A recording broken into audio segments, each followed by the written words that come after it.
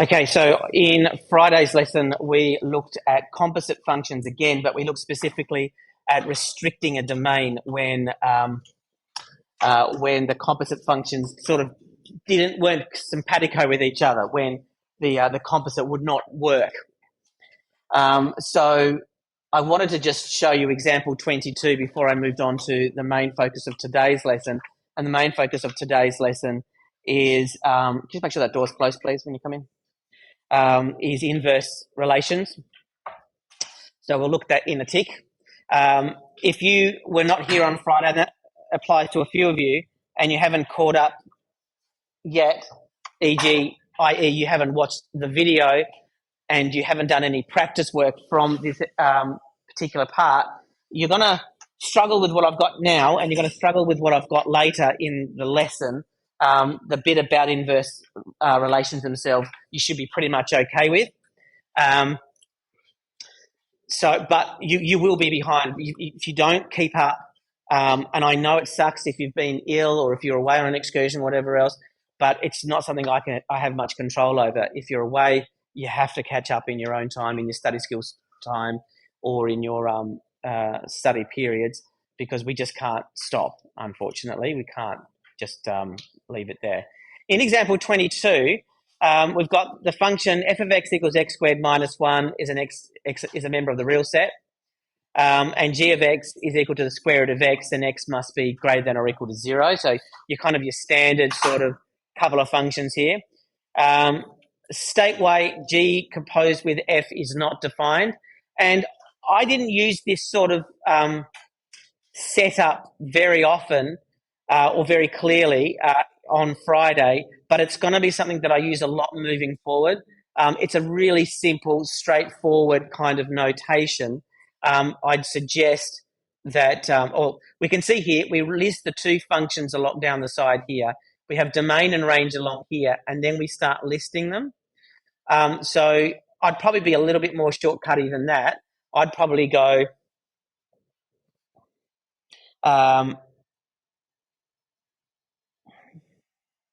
I always forget. I should have, hang on, I'll do that again.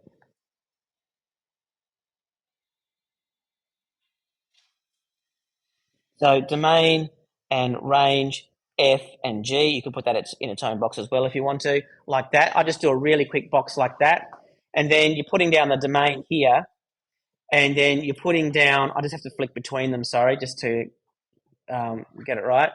And then the range is -1 infinity for F. I'm just writing it down. I'll flick back in a second. Then the domain for G is all positive real numbers with 0. And then the range is also all positive real numbers with 0. Like so. And it's okay to use interval notation as well, which I find to be a little bit more straightforward in many, but not all circumstances. So that's what it looks like there. I could have also written it like, instead of that, oh man,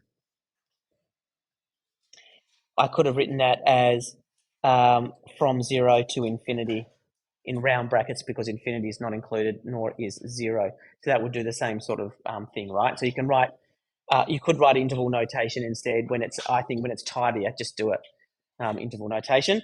Anyway, so you can write it like that. And again, just to remind you that what you're doing with it is you're going, well, is this, so because you've got it in a nice little box set here, you can say, is this range here, oh, hang on, is it, no, it's G composed with F, sorry. It's G composed with F. So G composed with F means G of F of X. Okay, so when I look at the range here, this is the range. The range is -1 to infinity, and that's what becomes the inputs, the possible inputs into the domain of G. So we can see here the range, because we've got it in a nice little boxed area here, we can see here that the range, -1 to infinity, is bigger or contains values that are not contained in here, like -1, -0.5 as well. There's heaps of them, but -1 is the obvious one. -1 is not found in this here, and therefore this range is bigger or contains numbers or elements that are not found here, and therefore G composed with F does not exist. And you can see it's got the notation there, F is not a subset of G. So range of F is not a subset of the domain of G, which I would write, I'll need to go back in a second so you can see it. The domain of F, sorry, the range of F is not a subset of the domain of G, is how I would write that. Sorry about my scratchy writing there. That's over there. That's how I would write that. So therefore, G composed with F does not exist. The composite function does not exist. Questions? I need to move on pretty quick though. Okay, cool. And then the other bit, which I won't go through right now because they just do it in a bit of a more complex way here, is for G composed with F star, or F asterisk, but I'm just going to call it F star to be defined, we need to find a range of F star to be a subset of the domain. And then it sort of explains how to do that. So I went through some examples of how to do that last lesson, so I'm not going to cover that now. And we are going to cover it a little bit when we look at inverse relations. So that's that. I just wanted to go through that worked example and expose you to this pretty standard way of figuring out what's going on by doing a domain range table for your functions. Alrighty, this is where the new stuff starts. Start with just that first box there. You can write that down. So just to remind you that I tend to use this idea of Dix-Roy. Domain is input, it's the X values. Range is output, it's the Y values. And so when I say you're flipping the inputs and outputs of a relation and the result is an inverse relation, I'm saying that what were the X values become the Y values, and what were the Y values become the X values. That's what flipping the inputs and outputs mean. So the result is an inverse relation. I'll zoom out now. So in slide 2 there, I've got notation. If f of x is a relation, then the way we describe it is that f to the minus 1 of x, like that, describes its inverse. So we can talk about f and f to the minus 1. We're talking about the function and its inverse. I've got a little note there which I'm going to fill out. So note, I'll just verbalize it, then I'll write it down. Note that if I took an inverse and flipped its x and y, I'd get back to the original function, right? So f and f to the minus 1, they're inverses of each other. If I start with something and I flip its x and y's, I'd get to the other thing, regardless of my starting point. But normally you'll be given f of x and you have to work out f inverse f to the minus 1 of x. But technically, if you started with f to the minus, if you were given a question which was like f to the minus 1 of x is equal to blah, blah, blah, blah, find f of x, then you're following exactly the same process because f of x is the inverse of f to the minus 1. Okay, I'll write that down. All of that? Yes, please do. A bit noisy, but as long as you're happy with that.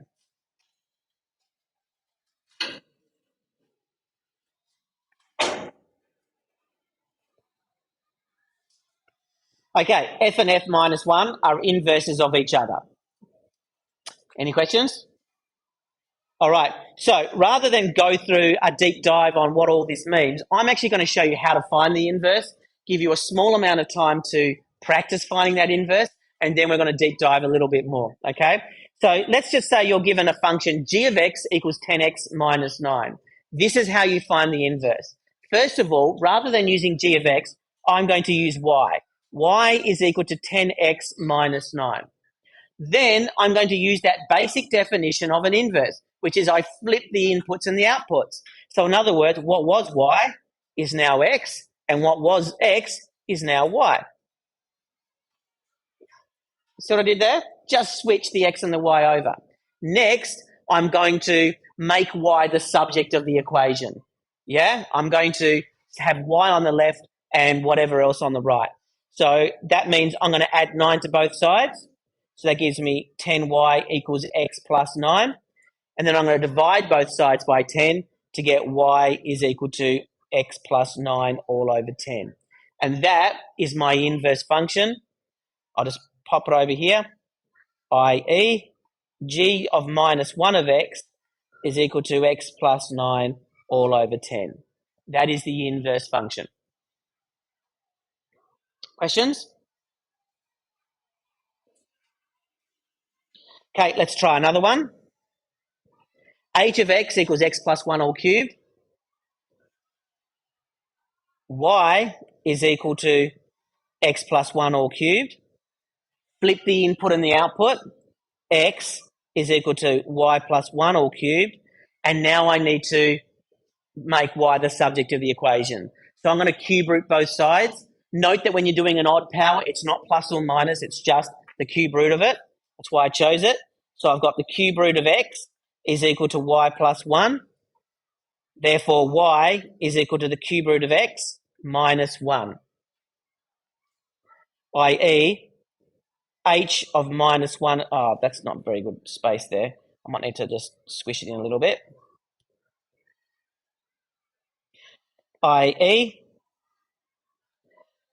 h of minus 1 of x is equal to cube root x minus 1. And that's how you do it.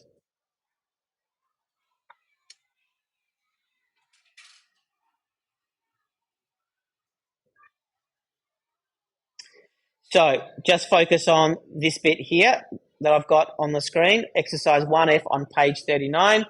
Do question 1, A and C, 2, C and D, and I'll give you just under 10 minutes to do that, so about 7 or 8 minutes tops. This might be a bit of a no-brainer, I don't know. What can we say about the domain and range of inverses? If a function goes from D, a domain, to R, a range, they're just two sets of numbers. I've called it D and R. I could have called it X and Y. I could have called it anything. If F goes from D to R, what does F inverse do? What's the linkage there? Sonny? Want to have a crack at it? Yeah, you did know. Thought you did. It goes from R to D, right? Which I think it really is a no-brainer if you just put a modicum of thought into it. If I'm flipping the inputs and the outputs, then everything in the domain of this function will be members of the domain of the inverse. And everything that was in the range of the function of the original function is going to be in the domain of the inverse. So D to R, R to D. And we can sort of see this in, Desmos. I've got two functions here. Just from those two examples, I've got 10x minus 9 and x plus 9 over 10. Okay, so these are I couldn't use the G inverse notation, so I've just called it G1 down here.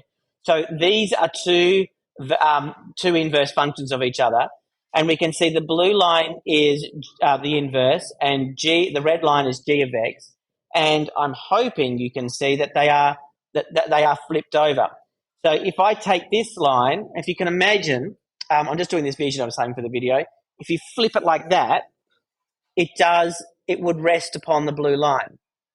Okay, so for example, where it cuts over is where the x and the y coordinates are identical, because if I flip 1, 1 over, I get 1, 1. If I go to here at 10, I've got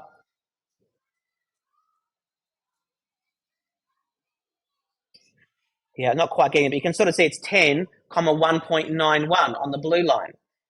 10, 1.91. If I go to go up here, I've got 1.91, 10. Okay, the x and the y's are flipped over. All of these are flipped over. All of them are flipped over. This is 0.9, 0. This is 0, 0.9. Every single coordinate has flipped its x and y coordinates. And so the domain and the range have basically flipped. Now, for this particular example, it's not that exciting in that it's the real number as the domain and the real set of real numbers as the range. So practically speaking, all values are still mapped, but nevertheless, it's important to see that the coordinates are flipping over. Similarly for this next two, there's h of x equals x plus 1 all cubed, and there is its inverse function. Both of them are legit functions. They're not just relations, they're functions. If I look at this point here, I get 0, -1. So the y-intercept is -1. And over here, I've got the x-intercept as -1. They've flipped over. We've got this value here. I don't know, just pick a random one, I suppose. 7.02 and 0.917. And so if I go to 0.9, if I go up here, that's a dodgy one for me to choose. Oh yeah, 1.8 would have been good. 1.8 here. And I should be able to find 8,1 here somewhere. Yeah, 8,1 there. So you can see that the inputs and the outputs are flipping over, and this is what it looks like. It's like a mirror reflection, isn't it? What's it reflecting through? Like if I had to put a mirror somewhere, where would that mirror go? Yeah, well, in the middle. Can you be more descriptive though?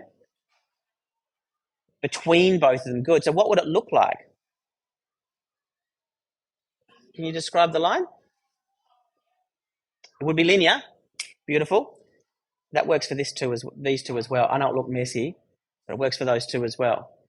It would be a diagonal, right? A diagonal line through the middle there. So we would have a diagonal line through here, and then it's reflected across that middle line. We're going to come back and talk to that. And when I talk about that more, we'll bring in composite function knowledge again.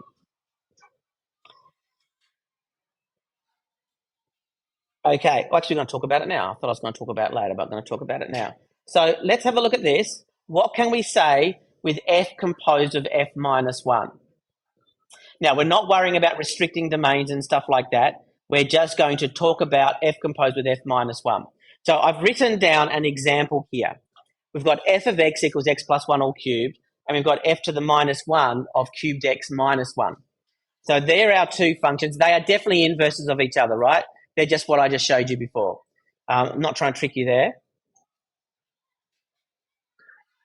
Well, if I go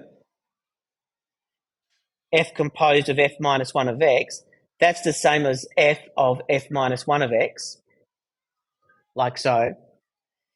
Good to see most of you are writing down theory. Those who aren't writing down theory, I do not know what's going through your heads. So f of x is x plus 1 all cubed. Might need even a bit more room there. F of x is x plus 1 all cubed. Our input is now f of minus x, which means I need to put cube root x minus 1. I'll do it in a different colour so it sort of stands out. Cube x minus 1 is now the new input, right? So I'm inputting with cube x minus 1. Now, if I simplify inside the brackets there, I've got minus 1 plus 1. So I've got the cube root of x all cubed, because the minus 1 plus 1 cancels it out. And I cube root x cubed, I get x. Okay? Now, just for speed's sake, I'm not going to go through more examples of that, even if I've got one on the next slide and I've forgotten. But I can say it's true for all functions, all inverse functions, i.e. f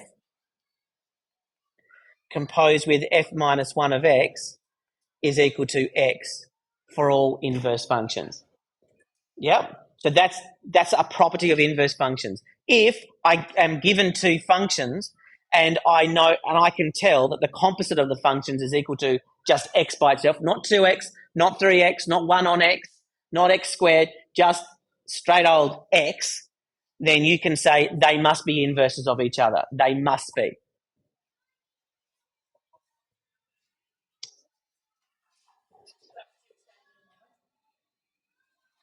The function is x plus 1 all cubed.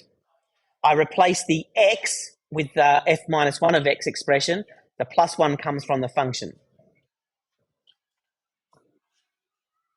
Everyone okay with that?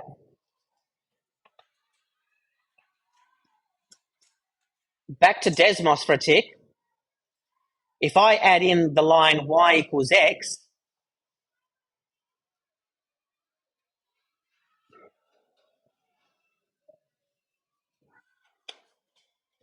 that's the reflection line as well, right? So that's the link.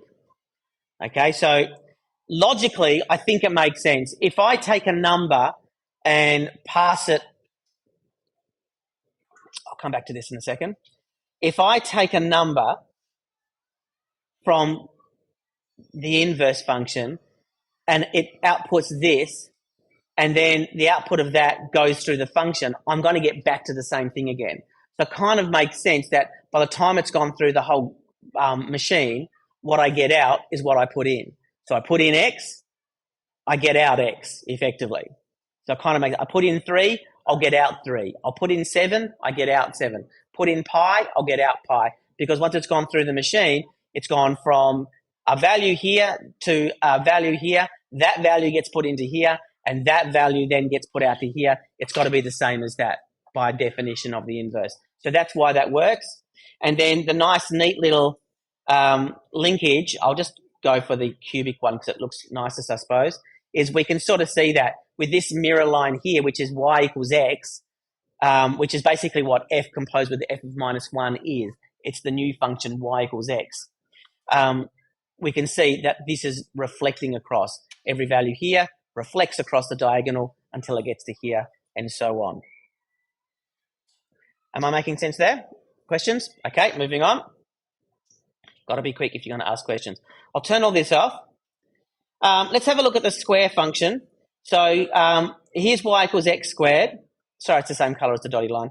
And then I'm going to go for y equals x equals y squared. So can you see this is definitely the flip? I've flipped the x's and the y's over. I haven't gone y is equal to for reasons that will come clear in a second. But I've definitely just flipped the x and the y coordinates over, right? So that gives us what we would expect, which is that red line there. X equals y squared, 100% is the inverse relation of y equals x squared. 100% these are inverses of each other. You can see that it's reflected. It hasn't just fallen on its side. It's flipped over. So this side here, this bit of it, is flipped over to here. And this bit has rotated across to be this part here. What's the problem with this, I guess, is the question I'm asking.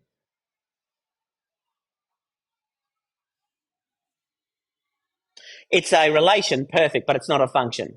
Okay, I'm just going to move on if you're not going to respond to me. That's fine. It's a relation, not a function. So just like we did in composite functions, sometimes we have to restrict our functions in order to make them behave nicely. So it might be that you restrict f of x, or it might be that you restrict the inverse function, but you need to do something to ensure that they behave nicely with each other. And we're going to look at a couple of examples of how to restrict our functions or restrict our inverses in order to make them behave. This is like a pretty stark example. The examples I'm going to look at are from the textbook, and they're not necessarily quite as clear-cut as that. Okay, so looking at the next page then. So we're talking about restricting the... Oh, don't rubble. I forgot to rub this bit off, sorry. I wanted to do it again to talk you through it.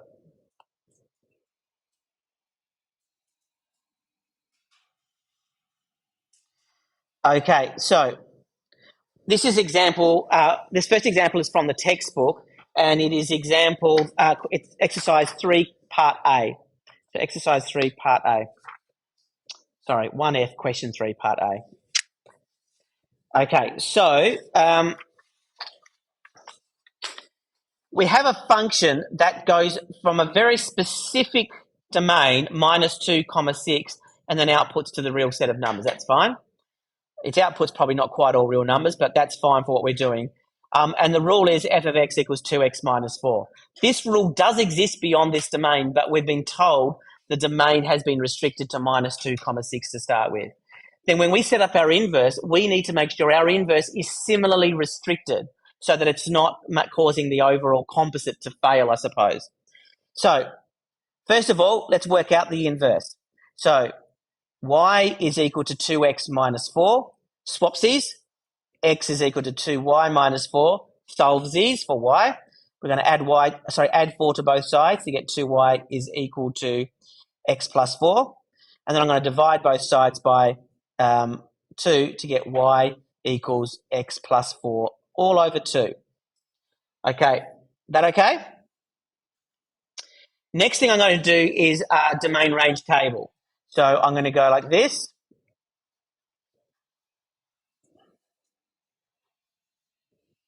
I'm going to go F and F inverse, D and R. So F is what I've been given. So I can go, that is from -2 to 6. And the range, I'm not too fussed with really, but the range is going to be all real numbers.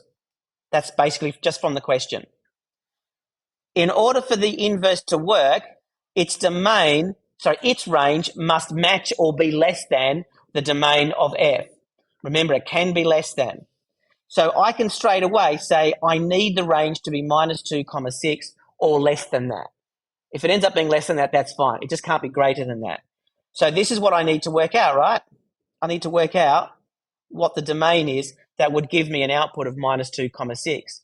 Well, I know what F inverse is. F inverse, and I didn't write it down, and I should have. F inverse of X is equal to X plus 2 on 2. So what I need to do is I need to work out what inputs, what X values will give me the endpoints of my range. Okay, my range being matched up to my domain up here. So I've got X plus 4/2 is the rule, and I need to know what X is when the output is -2, if it exists. It does. So now I'm just going to solve for X. So I get X plus 4 is equal to -4, and therefore X is equal to -8. Is that okay? The other endpoint is 6. So I take the rule again, the rule of the inverse, X plus 4/2, and set that equal to 6 and solve. X plus 4 is equal to 12. X is equal to 8. So then I can go back into here and I can say the domain has to be -8 to 8, inclusive of -8 and 8. Okay, so I'll step you through that again. Step 1, work out the inverse. Step 2, use a domain range table in order to work out what you know and therefore what you need. What you need is blue first, match up the range with the domain, and then red next. Use the endpoints of the range in order to work out what the endpoints of the domain are. I'll take a moment for questions before I move on.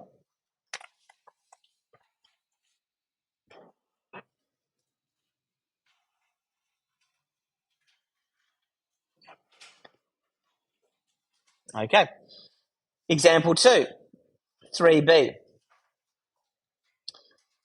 G of x equals 1/9 minus x. X is greater than 9. That's all we're told.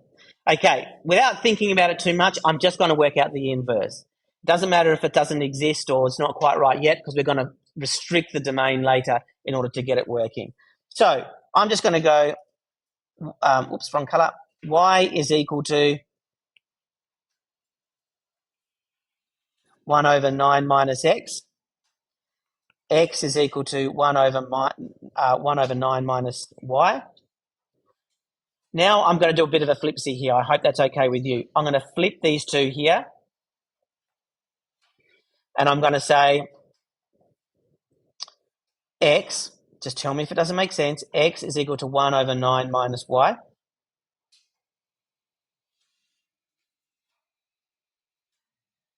Oh, sorry. I think I've stuffed that up a bit, haven't I? Hang on, let me go back a step.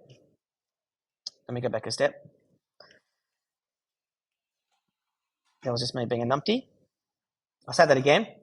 So here, I beg your pardon, I've just flipped the x and y coordinates over again. So that's my step 1 in inverse functions. Now I'm going to flip those two things to get 9 minus y is equal to 1 on x.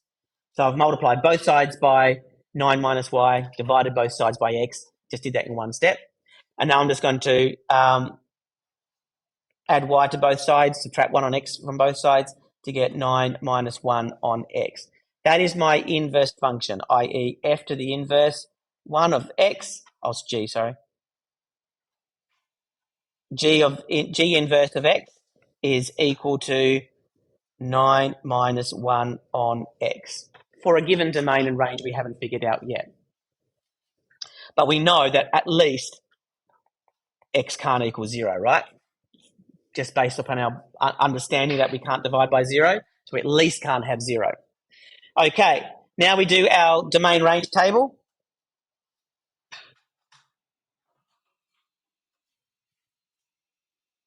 Really rough. So we've got G and G inverse. We've got the domain. Now the domain was x has to be bigger than 9. So for the domain of G, I'm going to write that in interval notation as from 9 to infinity. That's my interval notation. It goes to all real numbers except for 0. I think that's right, and if it's not, I don't care too much. I'm not too focused on the range of G. Again, I match up. So I've got 9 to infinity as being my domain, which means that my range must be 9 to infinity or less. It can be less, but it just can't be more. Why? Because as I've been saying, always for composite functions, if I output a value here that's not contained in the domain of G, then the number that I output here would then cause G to fail. So you can't. It has to be either the same size, the same numbers in it, but it's also okay if it's a smaller set. Like if it was 10 comma infinity, that's fine. That would still fit in here, so that's fine. Okay, so G inverse. That's what we have to work out. That's the bit in red we have to work out. So we set 9 minus 1 on x is equal to, I'm just doing it a bit prescriptive, but you don't really have to be. You can figure it out for yourself, really. 9 minus 1 on x is equal to 9. Well, if I subtract 9 from both sides and blah, blah, blah, we'll get 1 on x equals 0, which doesn't exist. So this, again, just confirms that I can't solve anything more from this point on. I can't work out what my domain is just by looking at it. However, I can see from this statement here, just from this bit here, I can see that if the output has to be 9 or bigger than 9, then I need to make sure that the value of 1 on x doesn't go below 9. The value of 9 minus 1 on x can't go below 9. Okay, so what does that mean? That means that I can't have 0 in my domain. I'll leave it in black. I can't have 0 in my domain. If I chose anything above 0, like 3 or 4 or 5 or 6, this would cause this bit here to be 9 minus a third or 9 minus a quarter or 9 minus 50. All of these sorts of things will give me a number below 9. If I made x 0.1, I'd have 9 minus 1 on 0.1, which would give me a value above 9 as well. So that's no good. So what I can have is a negative, below 9, I meant to say. What I can have is any old negative number for x. For example, if I have x equal to negative 2, this would be minus a half. So that would be 9 minus minus a half, which would be 9.5. That works. If I had x equal to negative 0.1, then that would be 9 plus 1 over 0.1, which is going to be, so all of it is fine. So that means that I can use anything from negative infinity up to, I'll just zoom it up so you can see it. Anything from negative infinity up to 0 will absolutely legitimately work for this. Okay, but as soon as I get to 0, it doesn't exist. X equals 0, it doesn't exist. Anything above 0 would give me a number bigger than 9. So this is where using that sort of methodology gives you a hint as to what's happening, but I can't tell the full story. So what you need to do then is you need to go back and look at the shape of the function and say, well, if this is what it looks like, what values will allow me to get into the range and not either side of it. So it's a little bit more, you need to sort of use your brain to think it out a bit. Okay, that's it for the lesson. If you've got individual questions, I'll come around and help you. But you can see there's a whole heap of problems to do over here in exercise 1F. Starting from question 4, move your way forward. If question 4 looks too easy, go to question 5. If that looks too easy, go to question 7. The more you do in the next 15 minutes, the better you will be.